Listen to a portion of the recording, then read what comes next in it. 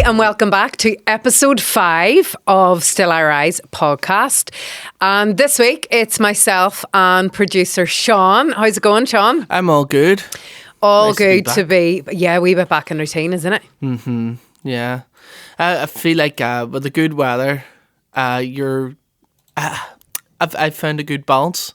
I don't Have know you? about you, in terms of like work, but also setting aside a bit of time for like getting out, enjoying the sun, stuff like that. No, mine's been rubbish. Has Last it? 3 yeah, it's been terrible.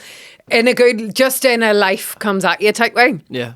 So last time we recorded on the Tuesday. I went to Donegal, or we recorded on the Wednesday. I went to Donegal for Easter for a night over Easter weekend, Lovely. then to Dublin. Rest of the week off, it was great. Then Elliot got sick for a week. So then back this week, shorter week, works a bit everywhere.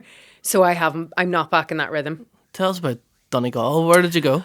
Oh, it was amazing. So we go to Marble Hill. It's basically the Lisburn Road, but in Donegal. Like, we always went when we were growing up, right? So we went, Mum and Dad would book a house for 6 weeks. We'd all head up, knew everyone there. Like, it was just amazing memories, right? Stopped going there probably, I was maybe mid-teens. Mm-hmm. And then I never went back until Elliot was about 3. Yeah. So 33. So about maybe 20 years. And now we go. Have you heard of Rory's Travel Club? Yes, I have. So are you a member? No. No. So subscription, you pay £12 a year or €12 a year, and you get all these exclusive deals at hotels. So like, it's class, because I know people like my mates who have maybe more than one child, or the child's a bit older, where they need to get like an Airbnb, because you're not going to get like 2 hotel rooms at the price of hotel rooms. So we would get all these random offers. Got a really good one. Went there. And it's lovely. I'll tell you why this one was lovely. Now, it's great going away and knowing people, but I don't love when you go away and it literally is like the way it is all the time. Mm-hmm. You're seeing everyone, It was all set up for the busy Easter weekend, but no one was really there yet. So, like, the beaches weren't packed, but there was some people, like where we love going for dinner, it was kind of packed, but it wasn't too bananas. And it was just amazing to be on the beach. And so I would stress sometimes about, like, one wage household, like, am I giving every parent is kind of like, oh, am I giving my kid the best that they can have? And like, I'm aware we've never been away. Yeah. And like, I just booked this random night away in a hotel on offer, just planned bits and pieces. And Ellie came back after and was like, that was the best holiday I have ever been on. Sean, we did, like, we walked on the beach, we walked on a cliff. I did sea swimming. He wanted to go to the gym in the morning. That was it. Like, it was nothing bananas.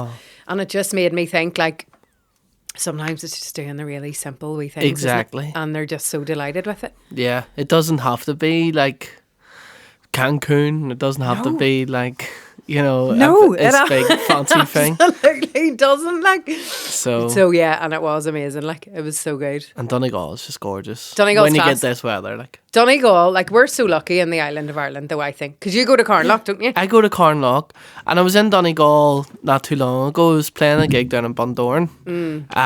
And so got to see that side of the coast recently. And then I was also doing a gig down in Kilkeel the other day. And I was just driving, and there's been about 5 times in the last like month or two where I've just went, wow, like, we're just so lucky. Like, there's people that would, like, this is their dream to experience, like, the nature that we have and the scenery and the landscapes that we have, and especially when the sun's shining like that. But see, driving down like that coast, and you see the moorns, and like, oh my god, and you see the water at the side of it. It's so stunning. It just like resets your shoulders, nearly like release themselves whenever you start seeing the like amazing mountains. But then I was thinking, so see, if I'm going away, I'll get all dressed up and like, see, as soon as I hit County Donegal, I am feral. Like, I just get into the sea, like, don't brush my hair, like, going out for dinner, it's like, don't even give a shit. And that's the way it should be, isn't it? Yeah. Because we started camping last year, and that's on another level of feral. So like, I shower. I couldn't camp for more than 2 nights, I think, because we're in a tent. Yeah. Definitely need a shower, definitely need decent coffee in the morning, but like, I could not give a shit. Like, and it's so freeing. And then Yeah. you come back to Belfast and you're like, you need all my fake tan and all Who that. needs a toothbrush, you know? I know, exactly. Chewing gum does you. So, yeah, it was great to get away. So, like, tell me a bit then. So, work's been a bit tougher. So, well, we were away. We were away in Dublin straight after, and we went to so my brothers have houses in Dublin, and we would stay in them, right? Oh, nice. And we went. I was looking for things to do that doesn't cost £1 million in Dublin, and they had the 1916 GPO. anniversary. Oh, right. Wouldn't it be? Yeah, on Easter Sunday. They have every year. yeah. I'd never heard of it. Have you? What? So, like, the 1916 commemoration thing? Commemoration, that's it. Yeah. So we went, and like it was class because we were like 2 hours early, so we got right at the front, but you felt like you were at a festival. But it was quite weird because there was no Irish people there. The only Irish people there were like the guards, and then the Irish, whoever it is, army, and then like all these tourists, Yeah. which was great. But it was like, and again, you go and like you just feel so Irish, and like it's like whenever you go and see. This fortnight actually has been bananas because I also went to see Frances Black, you know, Mary Black's sister. Yes, yeah. And it's like when you hear Irish music, when I hear A Woman's Heart, I just feel all like I'm like living during the famine, and like I've lost a husband and I'm feeding kids like nothing aye. from like blood from a cow, and you just feel so Irish. Aye. I'm like that too. Are you? Do you get really patriotic? I'm not the most patriotic person. I am Same. far from the most patriotic Yes. person. But see, when I like go to like an Irish language event or a concert or something, and I'm using my Irish more, and like I'm listening to Irish music, like I come away from it and more or less draped in a tricolour, an invisible tricolour. It's not there. And like really fighting like all of the like stuff. Yeah. So yeah, it was amazing. But work then, self-employment. So you know that I'm in an employment job 3 days a week, and then I have my own business. Great. I'm in a couple of business communities actually, which is really helpful because I know what I'm feeling now is not like odd or strange. It's all part of it. But March was our busiest month ever. It was unreal. Like everything went as it should. But also, you know, if you're doing big things, you can sometimes get really stressed and really anxious and really, well, I knew the month was coming up, had all my techniques, was doing the meditating, the running, not getting too tired, like did a lot of traveling as well with it. And then it was like, great, this is it. This is a shift. And then I got into April and like one session. And then May, it's just really, really quiet at the minute.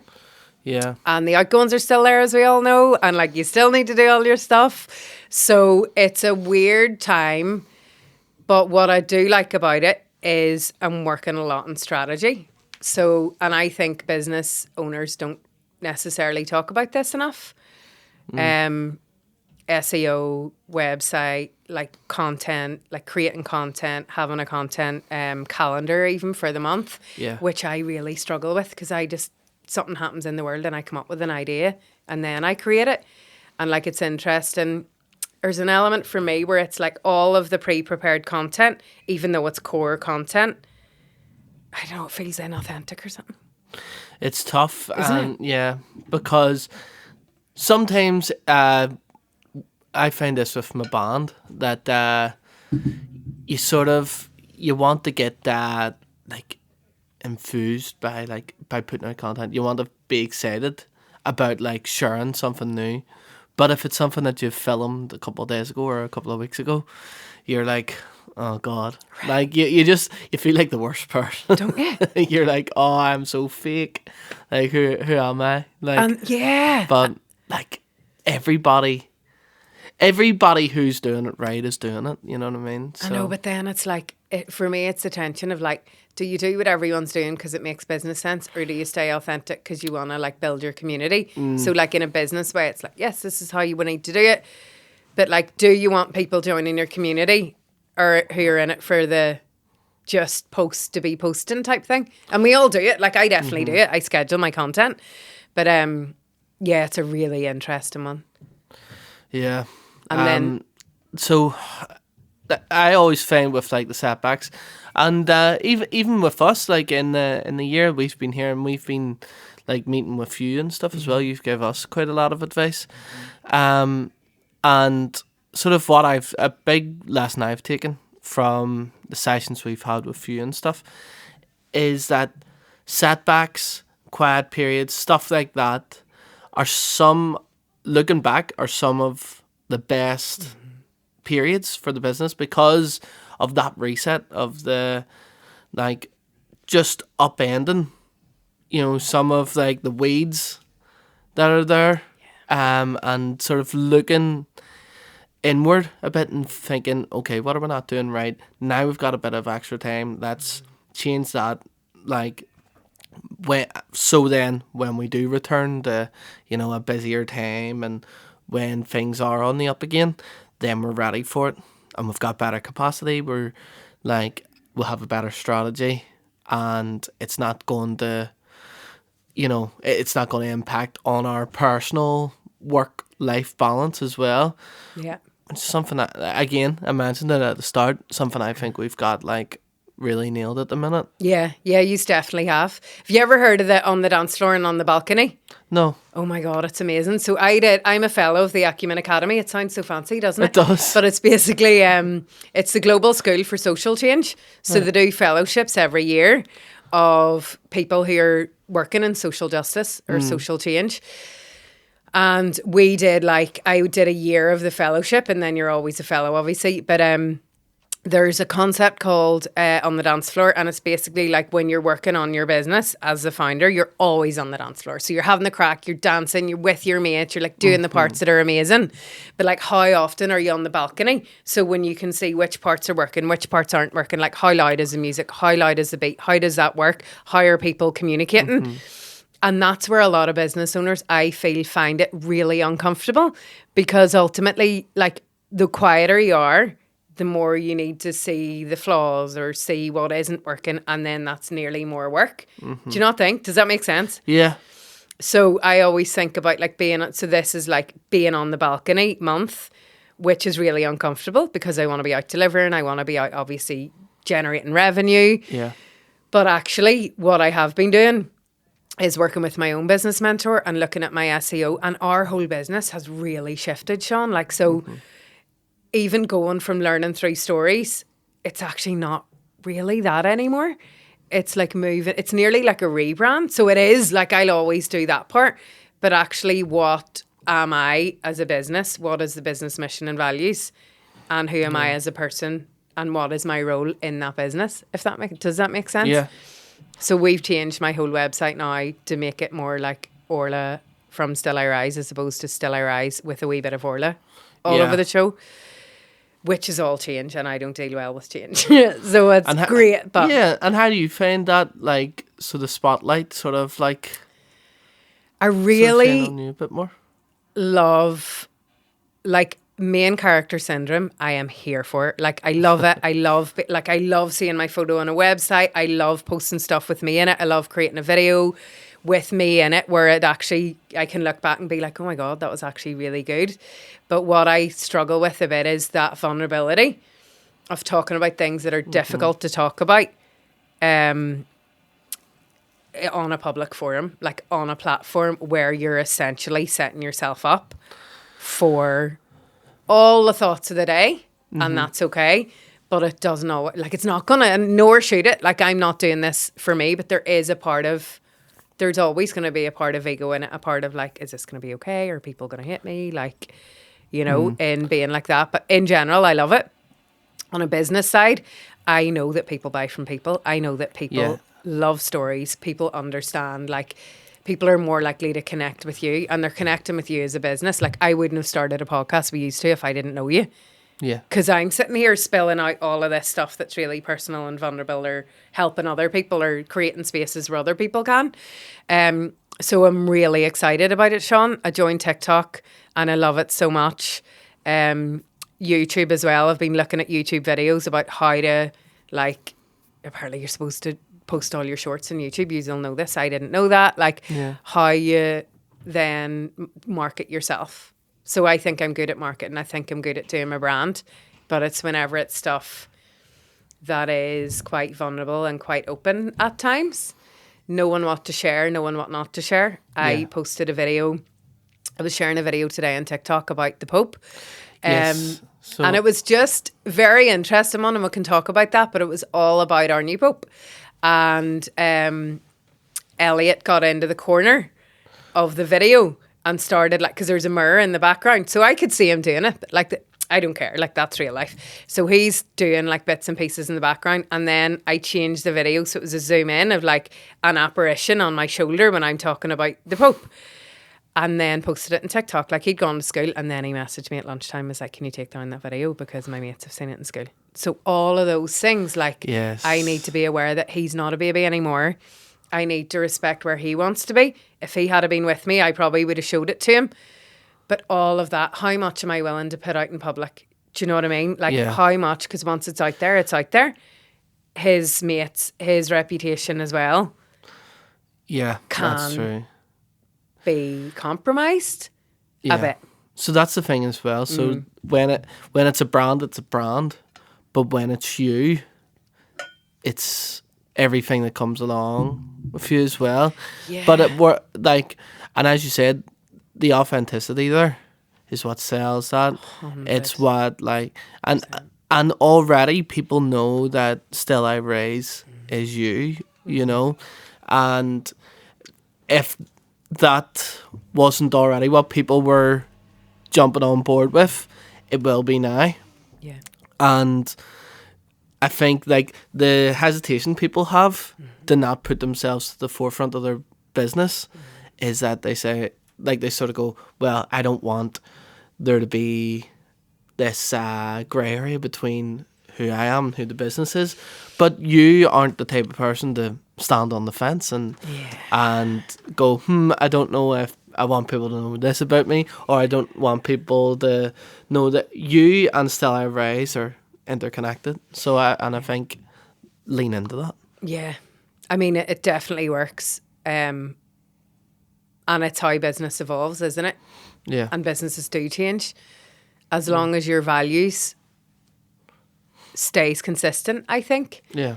So yeah, it's really exciting, Sean. It's like, I'm really excited about what's going to happen, because everything seems to have changed at the same time. So launching this, and that's definitely risen visibility, and that's shifted my whole strategy online, really. But it's just kind of being aware. And it's funny because occasionally people be like, yeah, you share everything online. Like, I literally, like, no one really knows much about what goes on in my head, or like why I get up at 5 every morning, or what happens, like, about family and stuff. Any of that, like, people don't. I used to share everything about mental health and all of that online, and now I'm just like, it's fine for them, and like, fine if people do it, but some things are so sacred that, like, that's not for the world. Like, that's for me to have, and then I just kind of share. I do think it's important to share about mental health, but I don't like, don't do it really that much anymore. Just kind of like, See, while you were in Dublin, was there a sort of vibe? I mean, the thing I'm getting at here is that, you know, around the same time, I don't know whether it was before or after, but all those anti-immigration marches sort of happened. And as we were sitting talking about patriotism, funny, this is the same topic as like the first episode, but I saw a lot of the videos from that anti-immigration march where there was like, it was a sea of tricolours, a sea of Celtic tops, and, you know, like all these like things we associate with, like, you know, Irishness, and like, you know, so I have felt a bit like strange towards like the general vibe of Dublin. Was there a bit of that in the air? I know, it's so interesting, isn't it? I think, no, for us, definitely not. Like, we're never in the centre. We're kind of in a quieter area. I think we went in, like, we'd call in and stuff, and I do have friends in Dublin who are black or who are mixed race, and they'll not let their kids in Dublin on their own. Right. Like, in town. So, yeah, no, it was actually okay, but it's always kind of in the back of your mind. But I think, because Elliot, so anti-immigration is racism, isn't it? Yeah. So it's like, I'm always aware in the back of my mind, like, he's a black teenager. So when I'm with Elliot, it's always there, but no more in Dublin than it would be in Belfast. Do you know what I mean? Yeah. The rallies were on the Saturday after we got back. Sorry, the Sunday. The Dublin one was the Saturday, the Sunday one. And I just really have the privilege of looking away. I'm really aware of that privilege. Still I Rise were a part of the one here. Elliot got sick, so we didn't go. I didn't go to the previous one with Elliot for that reason. And it's just not surprising because of the way the world's going. There's always a lot more anti-immigration there. That's the thing. Well, even us bringing this up, it's like sort of feeding into it a bit, isn't it? But you sort of like, but it's important as well that this sort of how. But like the thing is that there's always any of these like sort of hateful rallies and marches you go to. It's a small crowd compared to like the thousands that turn up. Did you see they joined up the Union Jack and the tricolour to make a flag? Did they? Oh my God, it's the most... It's like racism has solved sectarianism. They've actually joined it together. It's so nuts. Yeah. And you can only laugh, but for me, right, for me to deliver the things that I deliver, right, and it's not just going and talking about stuff, it's research. So like this time, it's like looking and seeing, like Pope got elected. They're elected, aren't they? Mm-hmm. Elected yesterday. So straight away I was on researching like what are his views on gay marriage? What are his views on immigration? Is he like the fact that it was a room of men who decided this for all of us was quite bananas anyway. But so every single thing that I'm doing is nearly researching into what I do. So inclusion, racism, like I did a video on the N-word because stuff had come up in the last couple of weeks about the use of the N-word, and just so it's always kind of there. So for me to be able to do that work, deliver it well, and be able to be a good parent, good friend, good sister, all of that, I need to be able to manage my own well-being. And I have struggled so much with that. So I know nearly my limits. I know when I need to look away, and sometimes my well-being is not going to those rallies. It's not engaging with people online. It's using just what I have to be able to do what I do. And was thinking loads about micro-resistance. Have you heard of that? No. So it's like we're all helpless at the minute. So it's the middle of May. It's the 9th of May. All water and aid is not allowed into Palestine. So we're watching this live stream of what was a genocide, now forced famine, like of kids like dying, and everyone's feeling helpless from what I'm hearing. Like we don't know what else we can do. Like do we go to more rallies? Do we donate to these people? Do we keep talking about it? Do we keep learning? Because for me, it's like, is anything even changing? It doesn't feel like it is. So I was thinking about like, and I don't have the answer. I'm definitely not doing enough, but it's like, what wee tiny micro things can we be doing to help? And it is, supporting Palestine, not just Palestine, like Sudan, Congo, Pakistan as well. Did India bomb Pakistan? So there's all this stuff going on. Like it's not normal for our human brains to be seeing this and dealing with it. So what little parts of micro resistance can we be doing?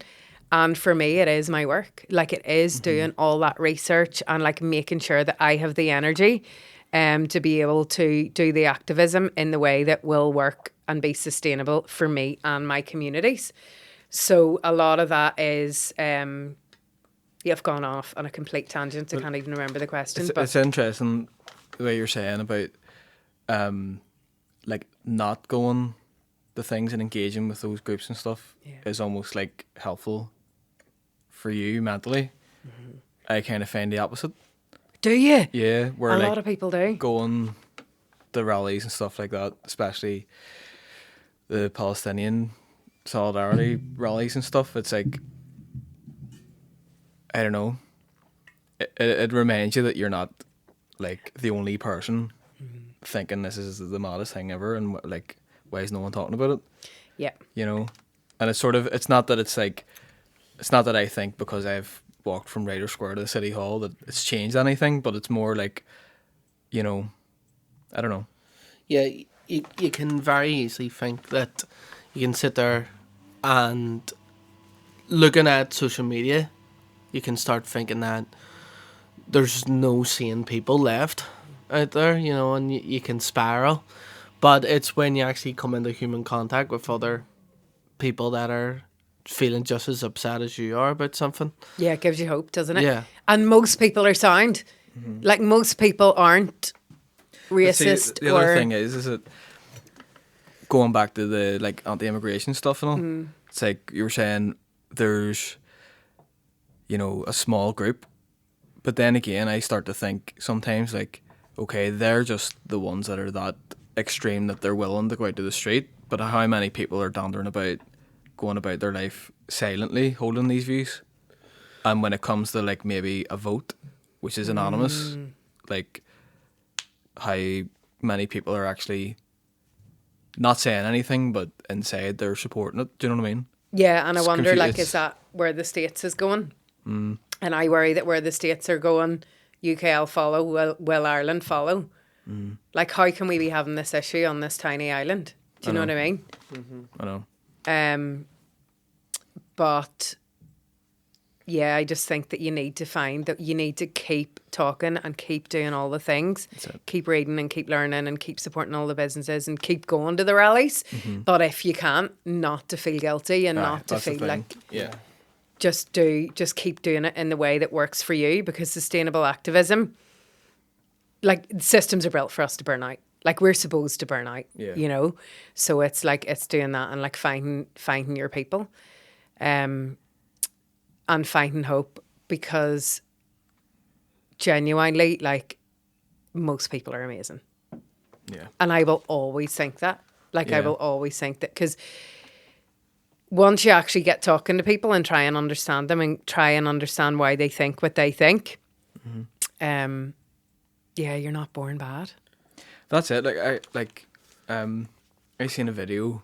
It was ages ago too. Like, and it was someone out in the street somewhere. It wasn't here. It might have been England, but it was somebody who was like shouting nonsense at like a Palestine protester, and you know, supporting the genocide, supporting Israel, etc., etc., etc.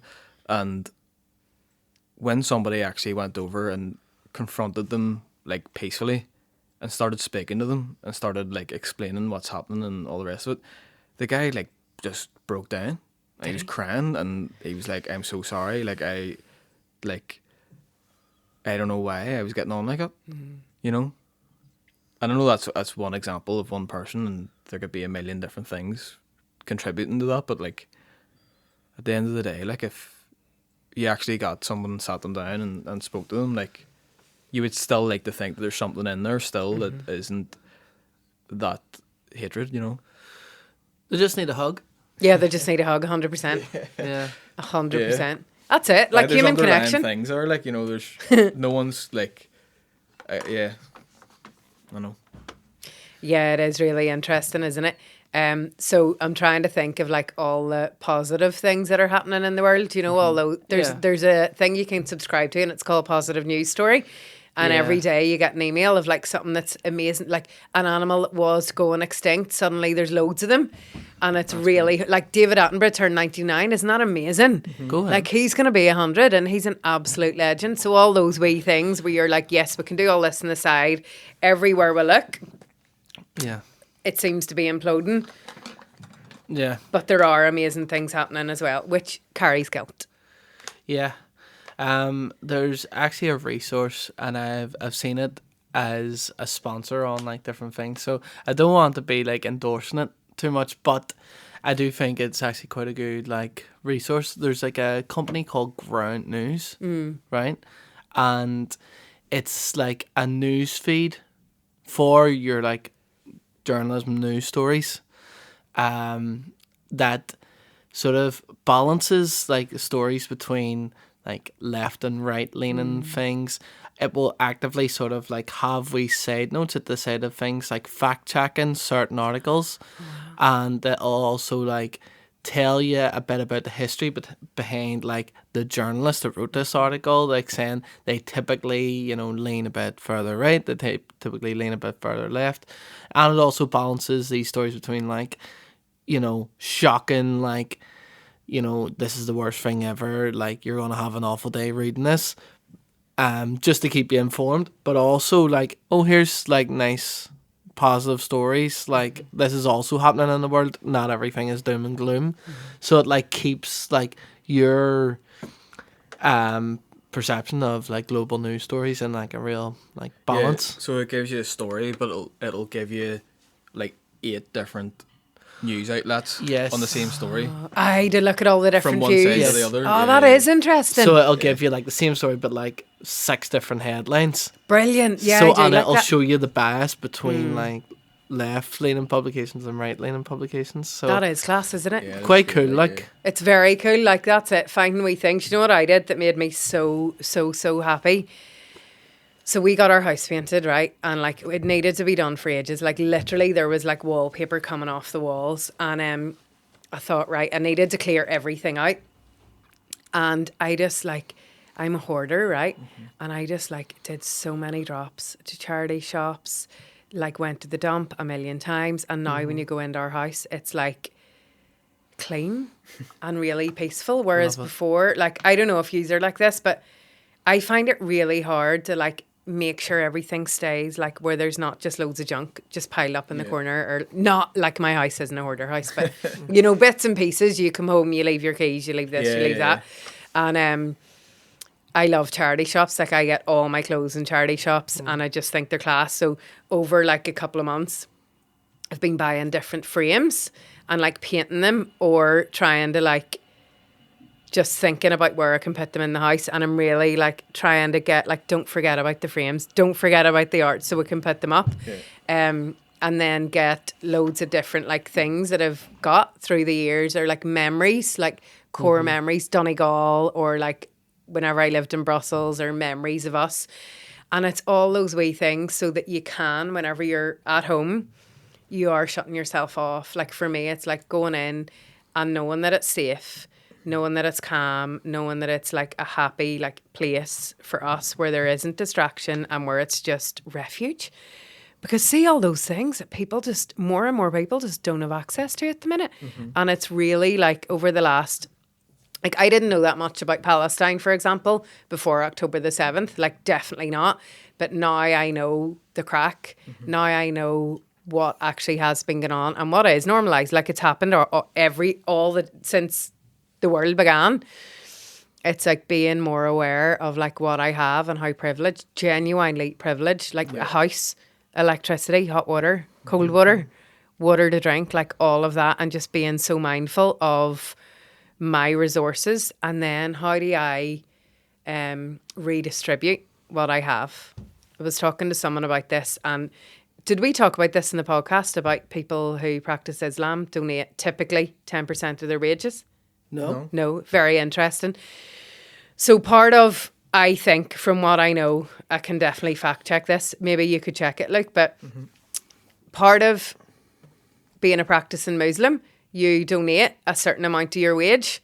So like I've Muslim friends who just donate 10% to a chosen charity, comes out of their wages. So it's just any charity, like? Yeah, you just pick somewhere. Or it could be like, I have a friend, she's a single mum and she just gives like a percentage of her wage to a single parent charity because it really helped her. She ended up rebuilding her life and is very comfortable now. But it's like, how do we redistribute our wealth? And it comes back to community.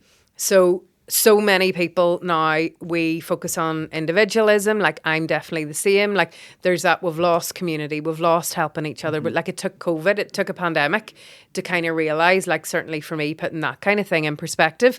But how do I redistribute my wealth and what I earn? And it's all that like colonisation, white supremacy, like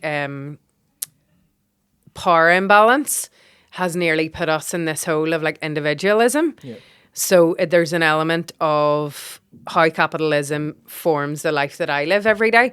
100% guilty of it. Like 100% guilty of it. But then how do I redistribute that? So how do I do it? And maybe it is, you know, putting stuff in a charity shop. Maybe it is donating furniture. Maybe it is donating to a cause. But I think we just lose. Life's bananas, you know. Like we Yeah. lose, like you forget it. I think so. It's like how do you do your bit for community and for the world, and that's activism. Yeah. That's pushing time, back on like, at the capitalism. end of the That day, like, yeah, yeah. exactly.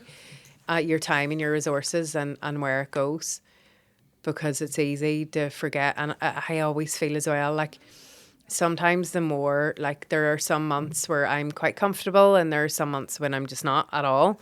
And definitely whenever Elliot was small, there was like months where I chose between gas and food. And I know, like, I'm from BT9. I know I could have made a phone call and been like, here, can you help me or can you lend me? Or I just would never have done that.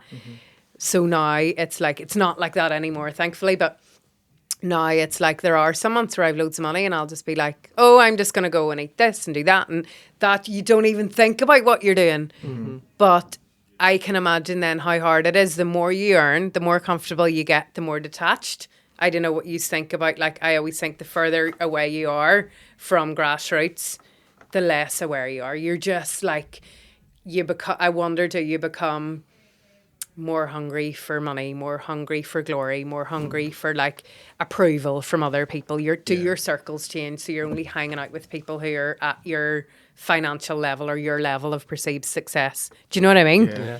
So I always find like some CEOs of charities, it's like paying yourself like 6 figures. You don't have a clue. Like the bottom line can be in your mission on your website, but actually you literally are not listening to the why or the bigger picture. I don't know what you think. Maybe I'm full of shite, but like... No, I mean, like, people will say, well, that's the job and someone needs to do it, and someone needs, if they're not taking that wage, someone else is going to come in and do it. But yeah, I'm totally on board with like practice what you preach.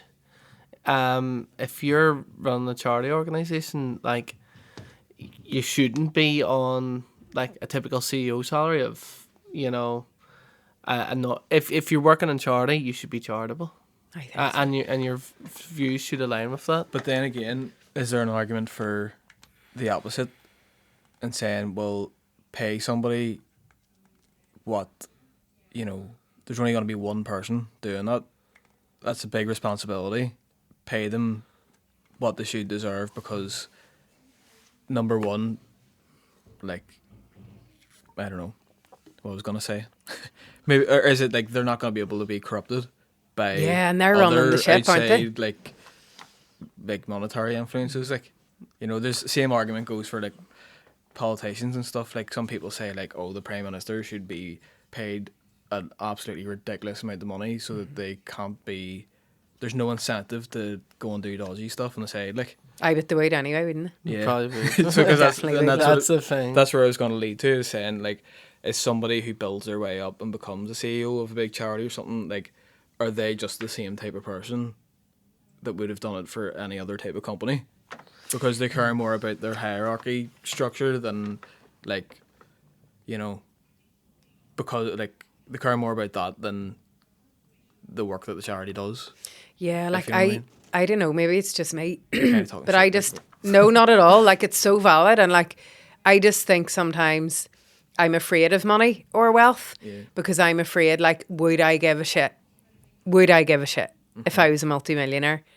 And my values are me. So, like, how much of my identity would I lose for money? Because human nature is more. Like, I think that would be really, really hard. Like, everyone wants to have more money, more this, more that. But there's an element of like, you know, I've made decisions in the past because of money, like going camping instead of going to flipping Cancun or whatever.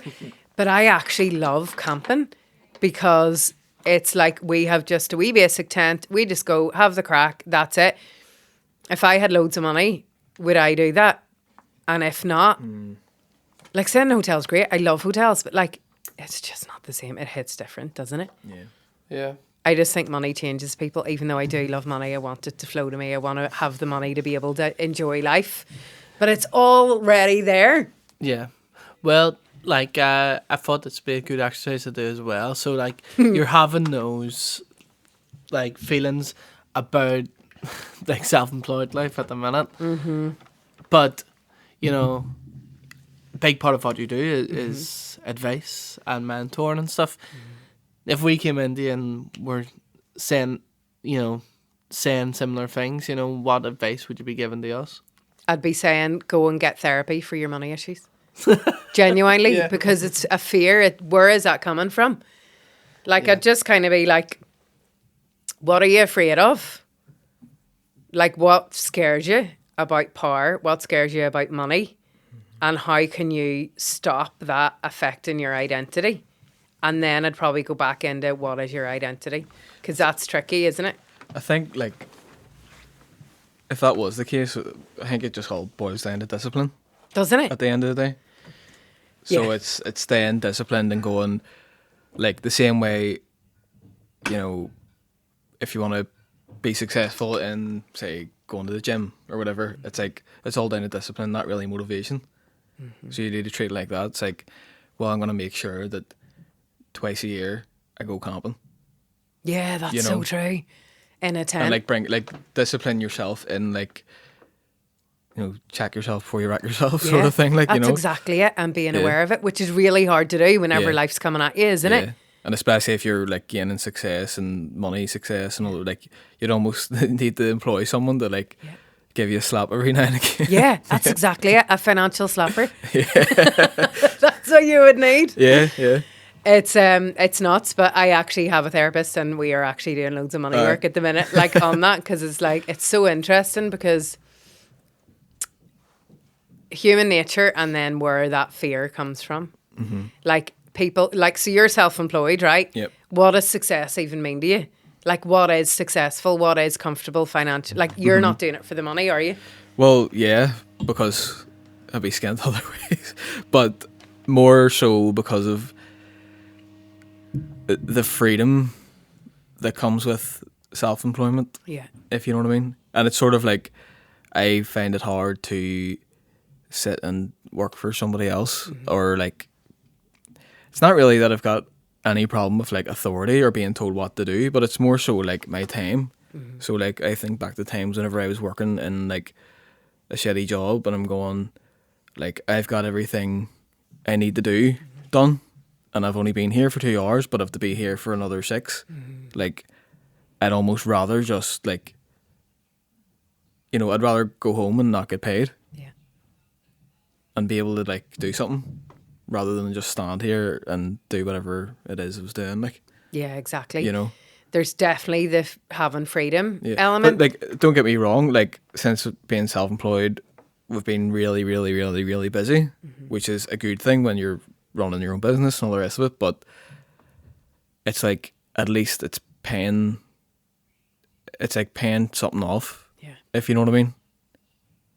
You know, it's like the difference between, like, renting a house or having a mortgage. It's like, at least the time I'm putting into this is, like, continuously gaining, like, either skill or experience, or it's, you know, it's worth something.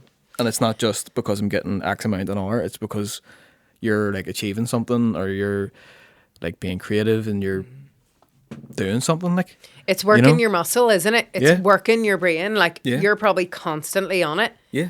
and it constantly learning. That's so true. Like, upskilling. Like, you've probably learned more yourself Yeah. from actually sitting and doing it Yeah. and messing it up and then doing it again 100%. than, like, doing a training and work for an Yeah. hour or a quarter. That's it. It's like when I, like, a while ago, for years and years, like, my main income was, like, playing music in bars and stuff, like, playing gigs. So, like, there's almost two sides of it, being a musician. There's, like, doing your own, like, original stuff, or, like, being creative with other people, not necessarily, like, releasing music or releasing albums or whatever, just, like, playing with other people and being creative is, like, an outlet in itself. And that's, like, the enjoyment of it.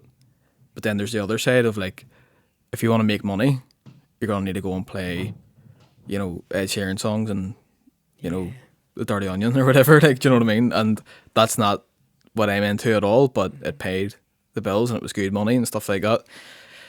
And it sort of got to the point where it was like, at the start I was like, this is brilliant. I'm, like, you know, making money, making a living, doing what I love to do. This is, like, the dream, you know. But then, like everything, it becomes a job at some point. So at one point it became like, oh, I can be annoyed doing this, or oh, I have to sit here for 2 hours and blah blah blah. But then I had to just change my mindset and go, well, no. If you think of it like this, I'm playing this gig for 2 hours and I'm playing a load of songs that I don't even like, but think of it like practice. I'm sharpening my skills on the guitar, you know? That's exactly it. What did you want to do when you were younger? Did you want to do what you're doing now? Yeah. You did. Yeah. There was never Well, when I was really young, I was obviously, like everyone says, like, oh, I want to be an astronaut, I want to be this, that and the other. where, Like, yeah, when you were a toddler type thing. did want to be a chef at one point, like. And do you still do that? Like, do you still enjoy cooking and stuff? Oh, it's my favourite thing ever. Aye, Like, there you go. Yeah. So it sounds like you always knew like what you liked. Yeah. Like, I was fortunate enough to, like, be introduced to music and have access to be able to play music and stuff like that from a very, very young age. Like, so, you know, once I sort of found out you could do that as a job and not necessarily have to be a rock star or, you know, someone super famous or whatever, like, you could just do it as a job. You know, I was like, that would be ideal. And then the more I took it more serious, then I was starting to find out there was other jobs involved in the industry as well as, like, playing. So, like, sound engineering and working in a recording studio and stuff like that. And then once that sort of clicked, I was like, yeah, that's what I want to do. Like, And you know, would you still ever want to be rock star level musician? not really. Like, That's kind and I of never that. really did. Okay, interesting. Do you know what I mean? Yeah. It was like sort of one of those things. Like, oh, if it happens, brilliant. But I'm not gonna go and chase that. I don't have a need for, like, validation from the world. Like, do you know what I mean? Yeah, that's amazing. Whenever I was a teenager, I wanted to be a nun. Right? And it's so interesting because, like, I didn't live like a nun. Yeah. And I wonder, was there an element of, like, because mum and dad were so religious, like, was there an element of people pleasing? You're going, they would love it if I was a nun.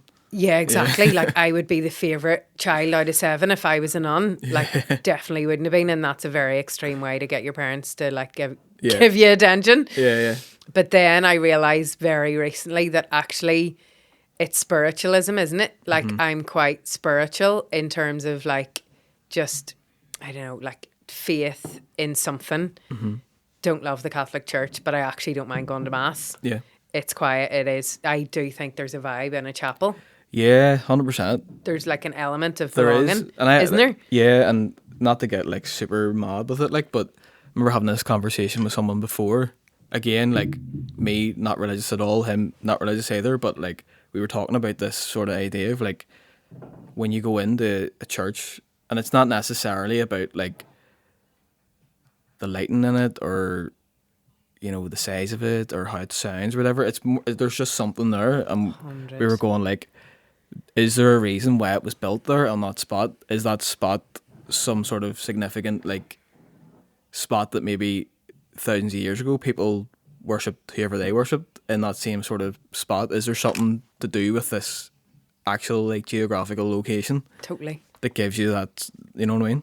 I love it. Like, and I think that is true. And there's That's an mental. element. Like, I sound mental, but No, like, I think that's so true. And I get that feeling as well whenever Yeah. I'm like, and this does sound bananas, but I don't even care. Like, it's the feeling I get when I'm like at Murder Hole Beach, where it's like stunning and it's like beyond. It's just, I don't know, I can't really explain it, but I Yeah. am all here for it.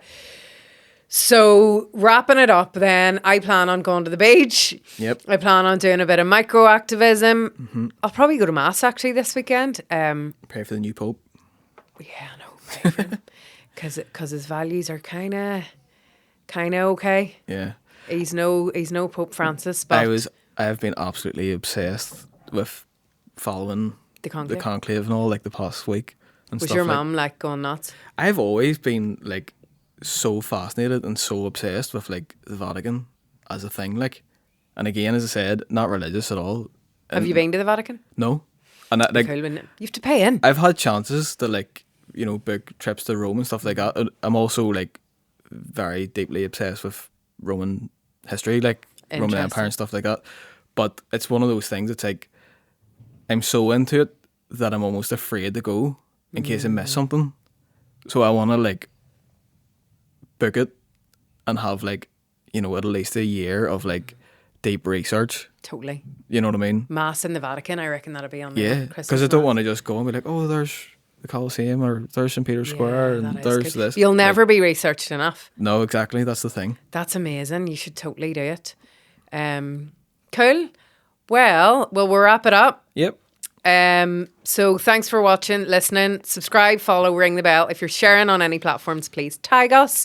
And thank you for being there and lasting to the end. Thank you, Sean. Thank you, Luke. And we will see you in 2 weeks.